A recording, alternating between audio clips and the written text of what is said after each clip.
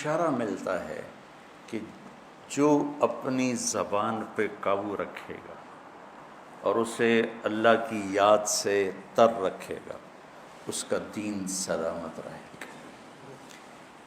ایک ذکر ہے زبان کا جو سبحان اللہ و بحمدہ سبحان اللہ العظیم، یہ آدمی 24 گھنٹے نہیں کر سکتا، لیکن اس ذکر سے ایک اور ذکر جنم لیتا ہے جو مطلوب ذکر ہے، وہ ہے اللہ کی یاد۔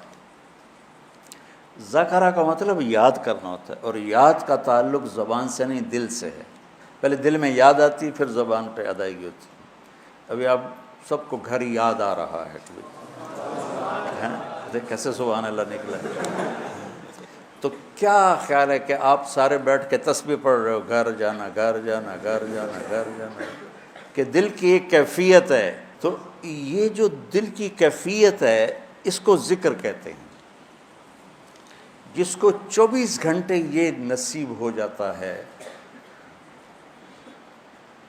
وہ 24 گھنٹے ذکر والا ہے، اور یہی ذکر اصل ہے۔ پہنچنے کا ذریعہ ذکر لسانی ہے کہ ہم کثرت سے قرآن کی تلاوت اور اللہ کی حمد و ثنا کو اپنی زبان پہ لائیں۔ لاتے لاتے لاتے جب دل میں ہر وقت اس کی یاد بس جائے گی، پھر زبان سے کہے بغیر سبحان اللہ کا اجر ملے گا، الحمدللہ کا اجر ملے گا، اللہ اکبر کا اجر ملے گا، لا الہ الا اللہ کا اجر ملے گا، سبحان اللہ و بحمدہ اور سبحان اللہ العظیم کا اجر ملے گا۔ وہاں تک پہنچنے کے لیے یہ الفاظ کلمات ذریعہ اور سبب ہیں۔ تو جو اپنی زبان کو بچوں سنبھال لے گا، جو اپنی زبان کو سنبھال لے گا، جو اپنی زبان کو سنبھال لے گا، اس کے رشتے سلامت، اس کا گھر سلامت، اس کا دین سلامت، اس کی دنیا سلامت، اس کا علم سلامت، اس کی ہر شے سلامت رہے گی۔ حضرت لقمان علیہ السلام کا فرمان ہے کہ بیٹا میں چپ رہنے پہ کبھی نہیں پچھتایا، میں جب بھی پچھتایا اپنے بول پہ پچھتایا۔ تو آپ سب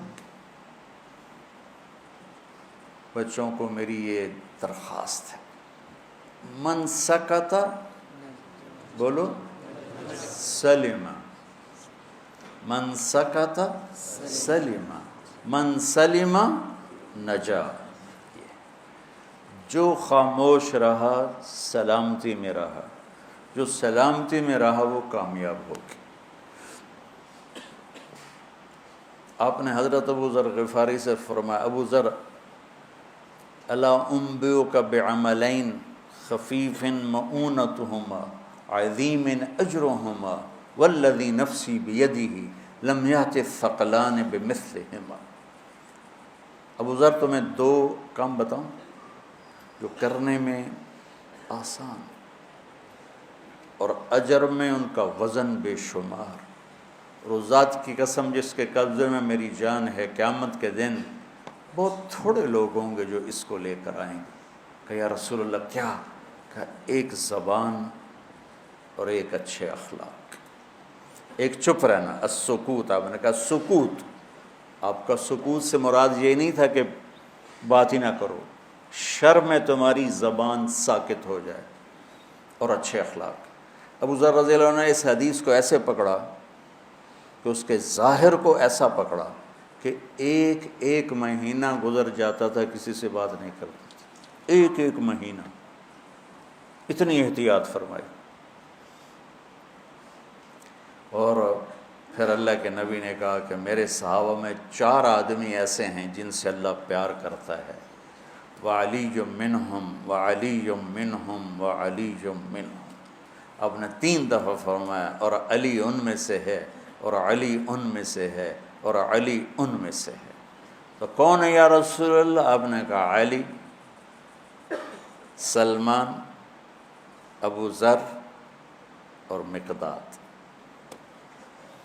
تو ابو ذر ایسے اوپر گئے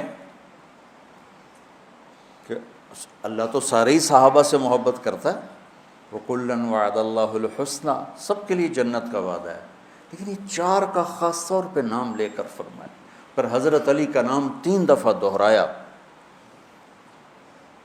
اہمیت بیان کرنے کے لیے۔